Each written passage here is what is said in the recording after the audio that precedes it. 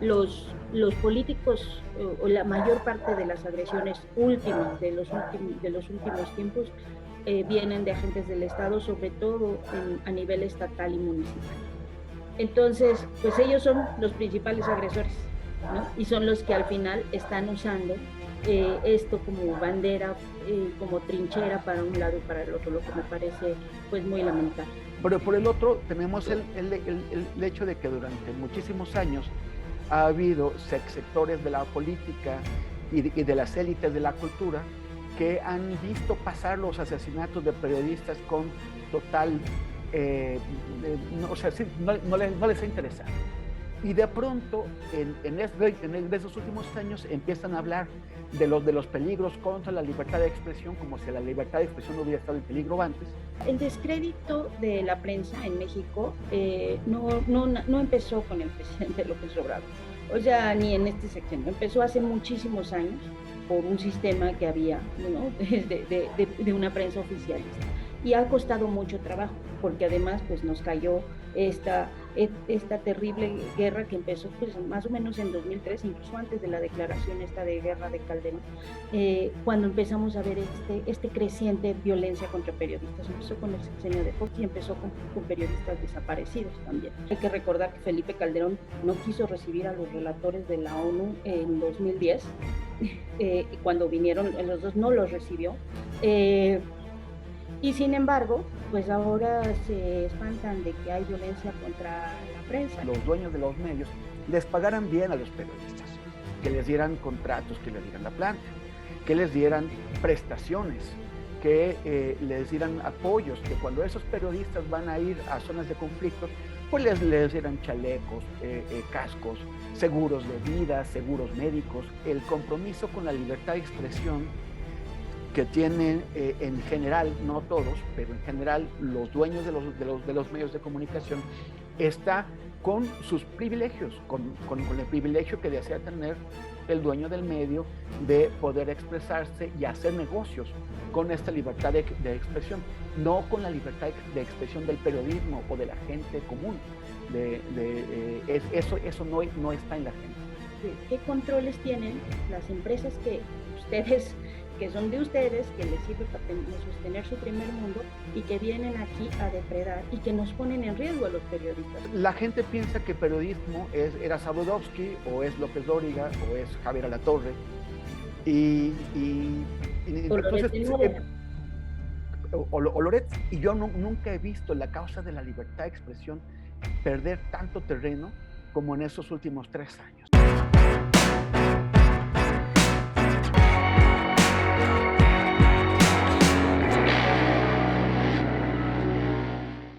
¿Qué tal? ¿Cómo están, amigas, amigos de Revelaciones aquí en la Octava Digital? Una semana complicada, difícil en materia informativa, en donde lamentablemente la violencia en contra de los periodistas vuelve a cobrar una vida.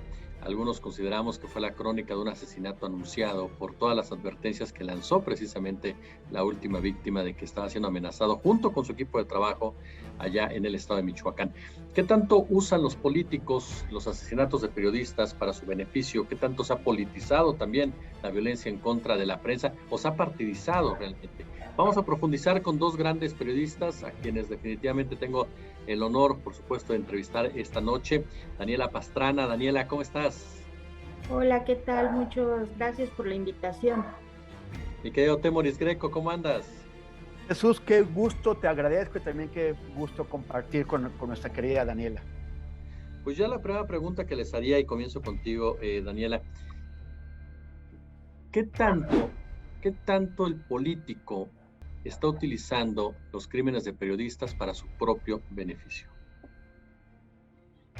Bueno, pues es todo un tema, ¿no? O sea, sí creo que hay un uso político partidista.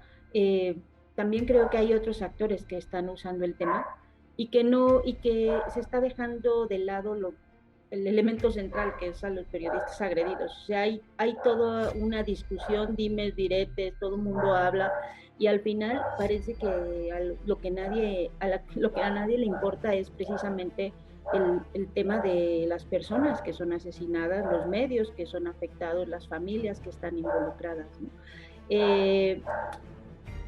aquí hay un problema y creo que hoy lo vimos o que lo hemos estado diciendo durante un buen tiempo, que es los políticos o la mayor parte de las agresiones últimas de los últimos tiempos vienen de agentes del Estado, sobre todo a nivel estatal y municipal.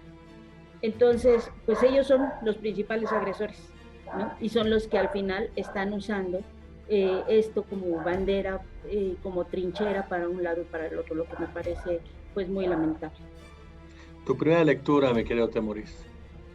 Pues mira, es muy desagradable porque en estas situaciones en las que estamos viviendo en el mundo en los últimos años y en nuestro país, parece que las posturas de la gente cambian, no de acuerdo, o sea, no se basan en principios, sino en qué lugar en el espectro político están en determinado momento, ¿no? O sea, gira la rueda de la fortuna y lo que antes les importaba y les parecía vital e irrenunciable, de pronto ya es una molestia, y al revés.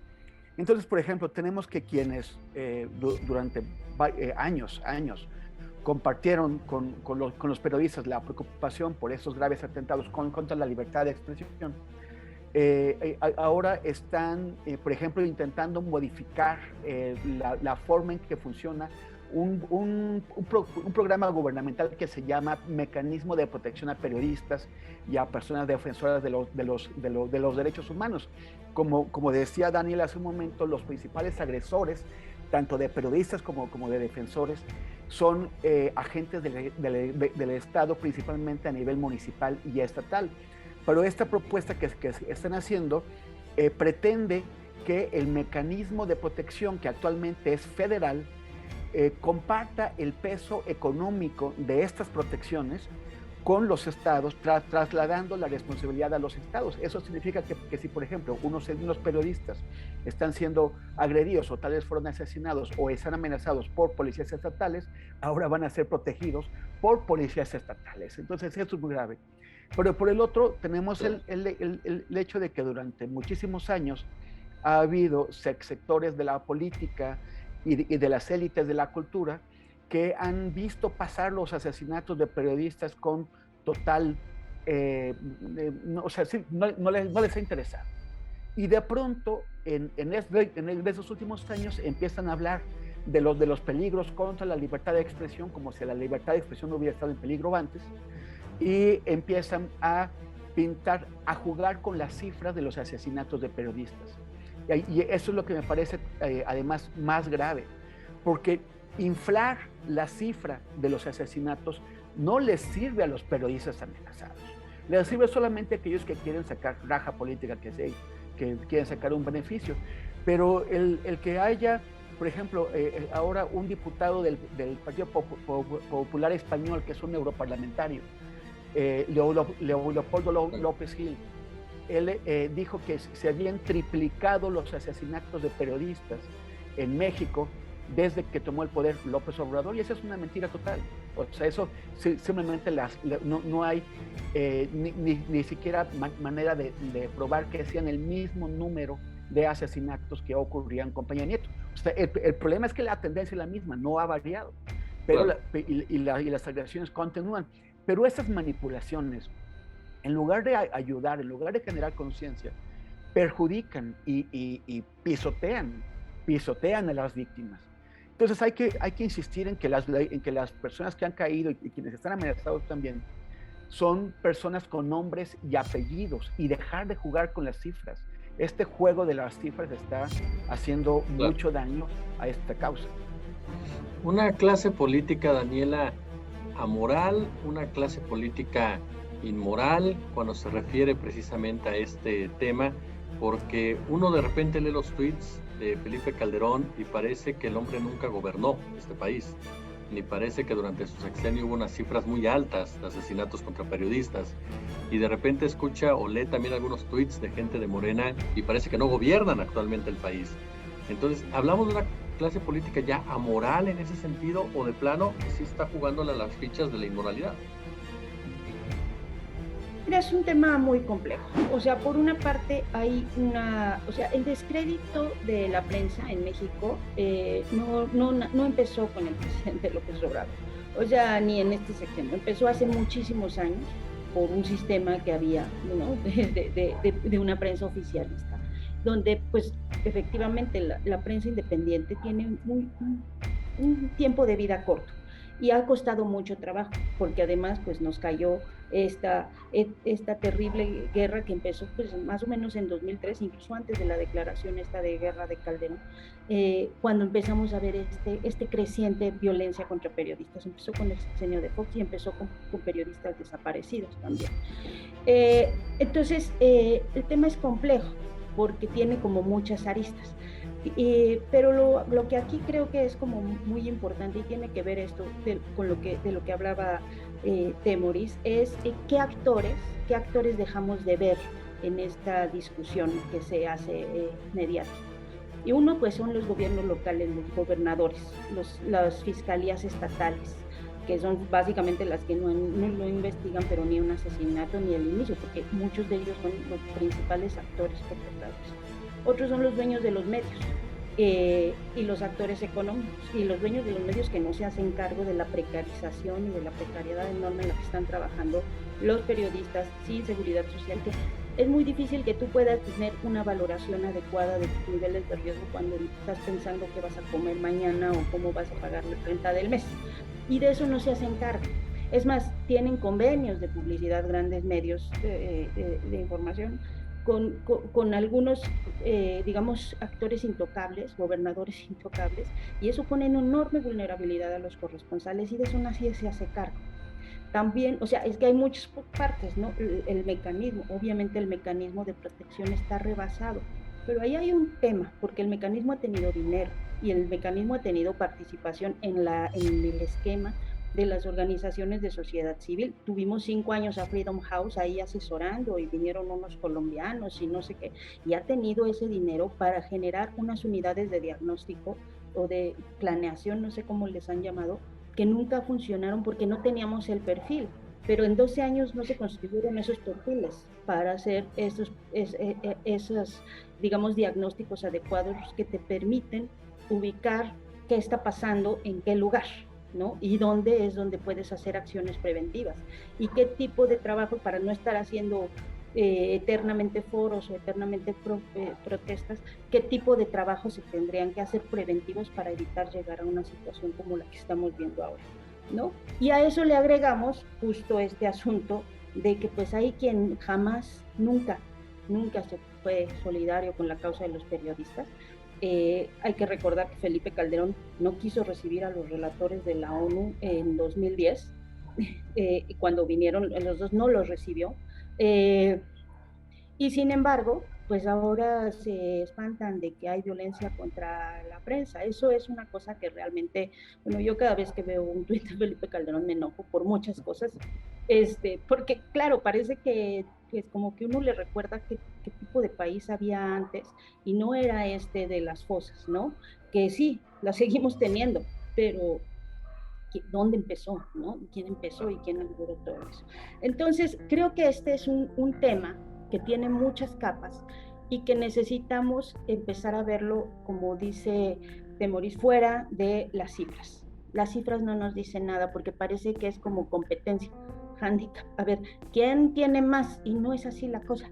La cosa es que hay que ver de qué manera o qué cosas no han funcionado de las cosas que se han hecho para encauzar y evitar que haya nuevas agresiones en lugar de estar solo reclamándole a un solo actor, que es el gobierno federal, cuando hay un montón de actores implicados en esta desprotección que tenemos los periodistas.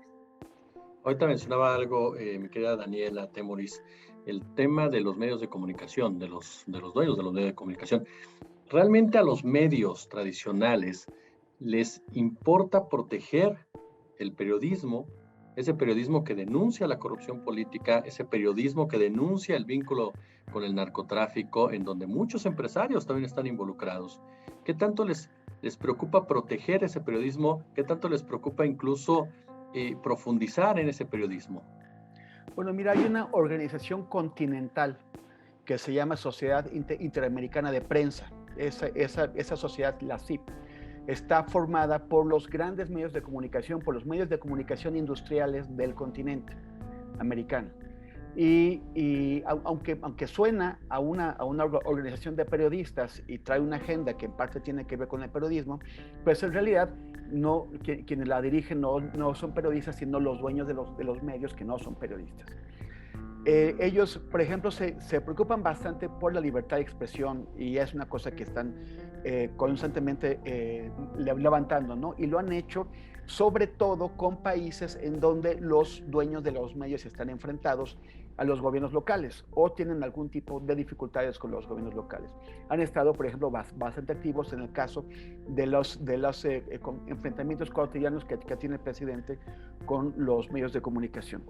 Pero este compromiso que tienen con la libertad de expresión se materializaría muy bien generando mejores condiciones de vida y de trabajo y de seguridad si, por ejemplo, la Sociedad Interamericana de Prensa buscara que sus integrantes, los dueños de los medios, les pagaran bien a los periodistas, que les dieran contratos, que les dieran la planta, que les dieran prestaciones, que les dieran apoyos, que cuando esos periodistas van a ir a zonas de conflictos, pues les dieran chalecos, cascos, seguros de vida, seguros médicos, que cuando van a cubrir, por ejemplo, situaciones como la de la pandemia, pues les den los equipos de protección que son necesarios, que de acuerdo con las encuestas que se hicieron durante la época más dura de la pandemia, jamás fueron entregados, salvo en casos muy contados,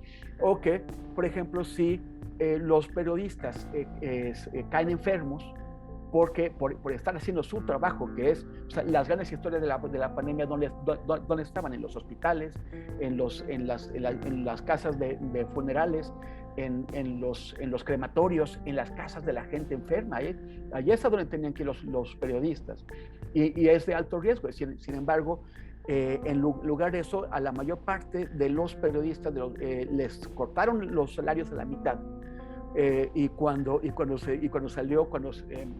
a salir de esto, a pocos de ellos les volvieron a pagar lo que les pagaban antes, que ya era poco, pero además, por ejemplo, no los apoyaron con gastos médicos, aquellos que murieron, pues no les dieron una compensación a sus familias. Entonces, yo creo que eso es bastante revelador de que el compromiso con la libertad de expresión que tienen en general, no todos, pero en general los dueños de los medios de comunicación, está con sus privilegios, con el privilegio que desea tener el dueño del medio de poder expresarse y hacer negocios con esta libertad de expresión, no con la libertad de expresión del periodismo o de la gente común. Eso no está en la gente. Mira, Daniela, a lo mejor parece una obviedad la siguiente pregunta, pero ¿quién gana con la violencia hacia la prensa? O sea, ¿quiénes son los grandes ganadores? Porque tocabas un tema al principio muy interesante.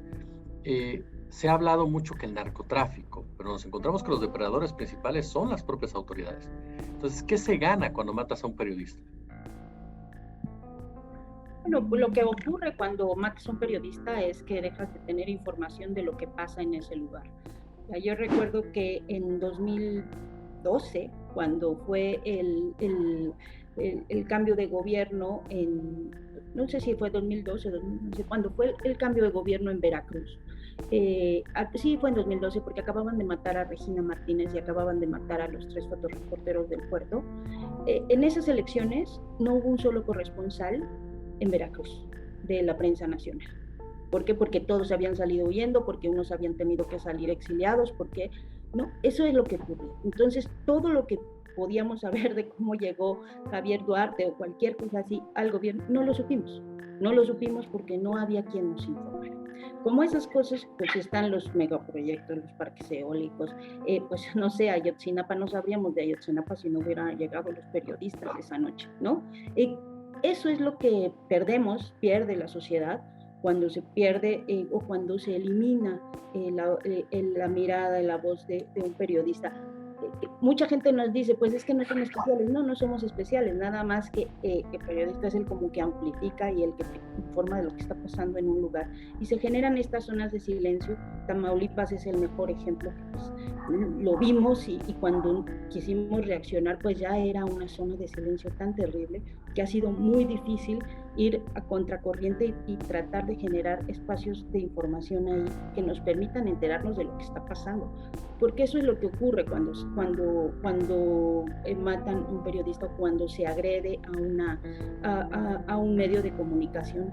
En el caso, por ejemplo, porque hemos pasado como por muchas etapas, ¿no? Hubo una etapa en la que pues teníamos artefactos explosivos en algunos medios del norte, o en otros, cuando en Veracruz justamente también esta estrategia que tenían los Zetas de llegar y eran asesinatos preventivos, digo yo, porque era como para mantener el control de un territorio antes, ni siquiera porque hubieran investigado algo, sino para poner el ejemplo y generar terror. Eso es lo que se provoca, ¿no? Que llega un momento en que ya nadie puede decir nada ni hacer nada y el terror y el silencio se imponen en algunas zonas. Entonces eso es, dice, ¿quién gana? Pues hay muchos actores. Ahora con esto el Parlamento Europeo es otra de las cosas que creo que es importante decir y que hay que, los gobiernos, sobre todo los países primermundistas, de Estados Unidos, de Canadá, de Europa, deben asumir también su falta de control a sus empresas. Porque uno puede decirles, bueno, yo sé cómo es mi gobierno, no me hablen de mi gobierno, pues yo lo conozco, yo lo vivo, yo lo padezco, yo lo enfrento, ¿no? Hablen de qué controles tienen las empresas que son de ustedes, que les sirve para sostener su primer mundo y que vienen aquí a depredar y que nos ponen en riesgo a los periodistas. Si uno va a la mina de Carrizalillo, pues es como alguna vez le dije a un funcionario canadiense, yo puedo llevarlo, no sé si logremos salir de ahí. Y ese terror es el que tiene mi familia cada vez que yo voy, pero ¿qué hacen ustedes para controlar a sus empresas? ¿No? Porque la empresa sigue funcionando, el lugar alrededor, pues no hay forma, está lleno de criminales, pero la empresa sigue funcionando, ¿no? Y entonces eso es de lo que no se hace cargo ninguno de esos países. Nunca nos dicen cuál es la responsabilidad que tienen sus empresas en este clima de terror que se está generando en México. Entonces, bueno, pues hay muchos actores, desde los más chiquitos locales que sienten que pueden hacerle cualquier cosa a un periodista porque no hay consecuencias, hasta estas empresas transnacionales que pues uno puede ver en Tamaulipas también, lleno de, o sea, nadie podía entrar a Tamaulipas a ciertas zonas, pero se instalaron todas las eólicas, ¿no? O sea, hay ciertas personas que sí pueden entrar. Maurice, ¿se puede hablar de una democracia sólida cuando nos topamos con esta realidad? Cuando nos topamos con asesinatos que convierten estados enteros en zonas de silencio, cuando nos topamos con asesinatos que evidencian una depredación, cuando nos topamos con asesinatos que en el fondo lo que muestran es una corrupción política con el crimen organizado o una simbiosis de la política con el crimen organizado. Bueno, lo que pasa con los asesinatos que tiene que ver con libertad de expresión, pues también tiene bastante que ver con, ya lo mencionaba Daniela, ¿no? Con empresas, o sea, siempre tendemos a asociar lo que ocurre con el crimen organizado, porque siempre está ahí el crimen organizado para echarle la culpa de todo, o sea, siempre es, y una vez que le echan la culpa a lo que se dice el narco, pues ya no hace falta investigar, fue el narco y fue el narco y por algo se lo ganó, cuando en realidad son agentes del Estado, son grandes empresas, o sea, hay una connivencia.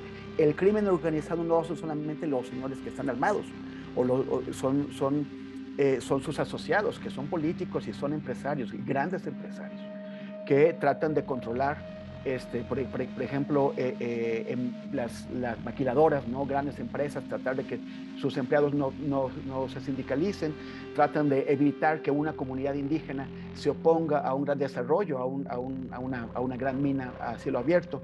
Y entonces, ¿quiénes están ahí para oponerse? Las personas que defienden los derechos de los empleados o de las comunidades, y los periodistas para contar las historias. Entonces los matan.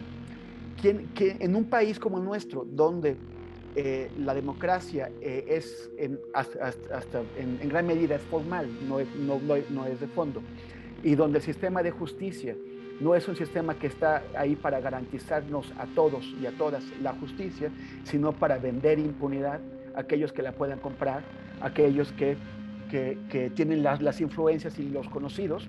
Digo, lo estamos viendo en el caso del pleito del fiscal general con su familia política, pues en ese ambiente es donde no hay, donde hay plena impunidad para los asesinos de periodistas y en general para los agresores, para quienes están persiguiendo a los periodistas.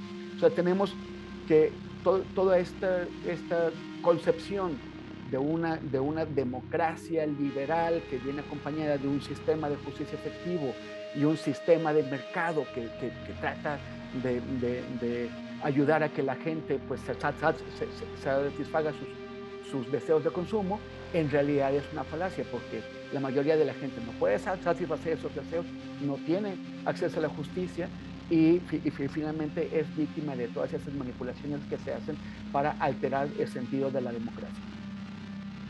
Voy a preguntarles algo para concluir esta interesante charla. A lo mejor suena muy, ¿cómo llamarlo? ¿Cómo definirlo? No quiero sonar dramático, ni mucho menos, sino dimensionarlo. ¿Le interesa a alguien que cambie la situación de la violencia contra los periodistas? ¿Hay ese interés? Me refiero a qué se hace, qué se puede hacer para evitar esa orfandad que se siente en muchas ocasiones y en muchos lugares, porque muchas veces incluso los que estamos aquí en la Ciudad de México, cuando te enteras, cuando platicas con los corresponsales, cuando te enteras y platicas con compañeros que están en estos lugares que son verdaderas zonas rojas, zonas de guerra, no puedes creer lo que te están contando, ya de la imposibilidad incluso de moverse, de abrir un micrófono y hablar una cierta nota que para ti a lo mejor se puede volver común. ¿A quién le interesa realmente resolver esto, Daniel? Bueno, pues yo creo que a nosotros, las periodistas, o sea, entre nosotros, yo creo que en estos años, por lo menos la experiencia que tenemos es que se han generado redes, distintas redes y distintos colectivos, grupos de periodistas, que pues son los que hemos estado haciendo este trabajo que el Estado no ha hecho, que son esos diagnósticos regionales, que es ese trabajo de contención, que es ese trabajo pues de fortalecimiento incluso de medios o de periodistas en los estados. Ya creo que por ahí es donde, pues como en muchas cosas han salido las respuestas. El Estado, o sea, al Estado no le ha importado, ¿no? Y me refiero al Estado como ente sociedad, gobierno local, legislativo. No es un tema que haya sido prioritario en la agenda, más que cuando ocurren cosas como muy emblemáticas y entonces salen a dar como una respuesta, pero que en los hechos no ha sido consistente ni constante. Y o a lo mejor no ha podido, no sé, o sea, yo creo que no ha estado en la agenda principal, no ha estado en la agenda de prioridades, pero también creo que pues no ha habido, por ejemplo, esto a veces parece muy fácil decir, no, bueno, pues es que se arreglen las fiscalías, pero pues es que las fiscalías están muy infestadas, o sea, ahí hemos visto unas filtraciones enormes, muchos casos de denuncias de colegas que tienen filtraciones de las fiscalías o de los mecanismos estatales de protección a periodistas, que es de donde sale a veces la información de las denuncias, ¿no? Entonces, digamos que como ente, el Estado mexicano, a todos los que componemos eso, no ha estado dentro de la agenda de prioridades la atención a periodistas. Y eso incluye también a los dueños de los medios. Hay que recordar que más allá de los grandes medios que son los que vemos acá en la Ciudad de México, pues en los estados, en las entidades federativas, la mayoría de los dueños de los medios también son los políticos locales, que si es el magistrado tal, que si es o sea, bueno, lo vimos con lo de Bonilla, ¿no? O sea, el dueño del medio, pues es el ex gobernador, bueno, así es, ¿no? Y así está en la mayoría de las entidades. Entonces, pues mucho menos les va a preocupar ni siquiera garantizar las mínimas condiciones de trabajo de los periodistas. Y donde han salido las principales, digamos, iniciativas de apoyo, los documentales y todo, pues es del propio gremio de la parte independiente, porque también hay que decirlo, o sea, hay un periodismo en este país que está formateado en el oficialismo. Así está, ¿no? Y hay otro que es más pequeño, que es el independiente, que es el que ha ido a dar la cara en los últimos años, o sea, tratar de de ver las cosas y de contar lo que está pasando en el país, de descubrir, de buscar. Y ese pues es al final el que ha ido dando la cara para ayudar a otros colegas, porque no hay un interés ni de los dueños de los medios, que son muy responsables y que siempre están calladitos, ya siempre son muy felices de que la bronca se la echemos nada más a las autoridades, tampoco de las autoridades en distintos niveles. Y, y creo que, aunque muchos, en esto sí, a lo mejor no van a coincidir conmigo algunos de mis colegas con los que he discutido mucho esto y que se amparan mucho en la comunidad internacional.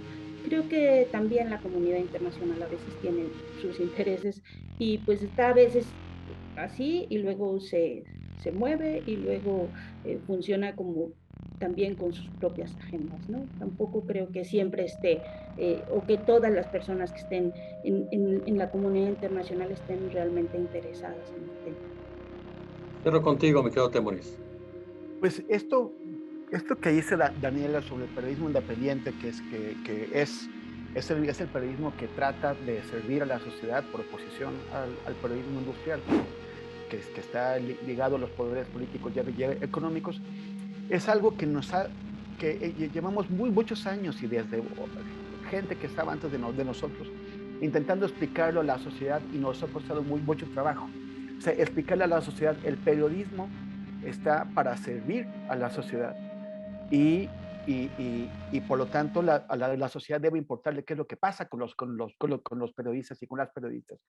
Y esto nos cuesta trabajo porque pues, el periodismo más visible es el periodismo que se hace desde los grandes medios de comunicación, desde las televisoras desde las grandes cabeceras. Entonces, la gente piensa que periodismo era Sabludovsky, o es López Dóriga, o es Javier Alatorre, y O lo de entonces, Tenorio. o Loret. Entonces llevamos años intentando explicar esto, y en los pero y ha habido avances, pero lentos, lentos, lentos, o sea, así. Pero es como el caracolito que va subiendo el pozo y va subiendo 3 metros, pero en los últimos años, en lugar de bajar 2 para luego subir, bajamos como 5 metros. O sea, en esos años, este periodismo independiente se ha quedado atrapado entre el pleito entre el presidente y los grandes medios de comunicación. Entonces el presidente les tira sin hacer una diferenciación. Y parece que todos somos Loret de Mola y no lo somos. Y por el otro lado, la causa de la libertad de expresión y la causa de la seguridad, de que el periodismo se pueda ejercer con seguridad, es secuestrada para usos políticos. Entonces la gente se queda pensando que o sea, la gente que apoya al presidente en general cree que todos los periodistas somos iguales, que todos somos Loret.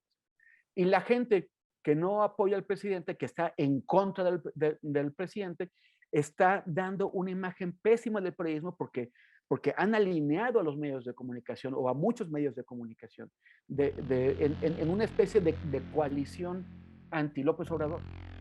Y entonces nos quedamos atrapados en medio, y yo nunca he visto la causa de la libertad de expresión perder tanto terreno como en esos últimos 3 años. Ahora ya, si tú planteas, antes había simpatía en la gente cuando expresabas el problema de los asesinatos de periodistas, y ahora siento que esa simpatía desaparece. Y ya para cerrar ahora sí, la clave, hemos discutido muchísimo sobre el mecanismo de protección a periodistas que no está teniendo ningún éxito en proteger a los periodistas. El asesinato de Armando Linares y de Roberto Toledo, por ejemplo, en Michoacán, son ejemplos de eso. Pero yo creo que el punto fundamental, el punto nodal está en que no necesitemos ese mecanismo porque hay justicia, porque efectivamente la Fiscalía Especializada que existe, la FEADLE, que sea especializada en delitos contra la libertad de expresión, haga su trabajo y no sea, y no esté como fue diseñada, como un mecanismo de simulación para que en realidad, o sea, vi una nota en el Economista que dice que de todos los casos que ha llevado esta fiscalía, ha logrado sentencias en el 2% de los casos. O sea, 1 de cada 50 casos que lleva consigue que el juez dicte una sentencia. Porque no están ahí para trabajar, están ahí para simular. Y el fiscal Ricardo Sánchez Pérez del Pozo, que sigue ahí, fue colocado ahí por Enrique Peña Nieto. O sea, fue colocado en la sección pasado y no se ve por ningún lado que haya interés. Yo no escucho a nadie que en el gobierno, ni mucho menos en la Fiscalía General de la República, que diga nada de que hay que hacer algo con esta fiscalía especializada. Nadie la menciona, parece que todo estuviera perfecto. Si la fiscalía trabajara bien, tendríamos una impunidad muy baja y los asesinos de periodistas o potenciales dirían, mejor no, porque si lo mato, me voy a la cárcel. Claro. Mi querida y admirada Daniela Pastrana, muchas gracias por acompañarnos aquí en Revelaciones. No, al contrario, muchas gracias y pues qué bueno que estemos hablando de estos temas. Yo sí soy de las convencidas de que es bueno que lo hablemos, es bueno que también la gente sepa para qué sirve el periodismo. O sea, es bueno que pongamos el tema en la agenda, porque si no lo hacemos entre nosotros, pues ahora sí que quién, ¿no? Claro. Mi querido Temoris, como siempre, de verdad, un placer recibirte y platicar contigo. Jesús, qué gusto, Daniela, pues seguiremos aquí dándole y encontrándonos en futuros programas. Gracias.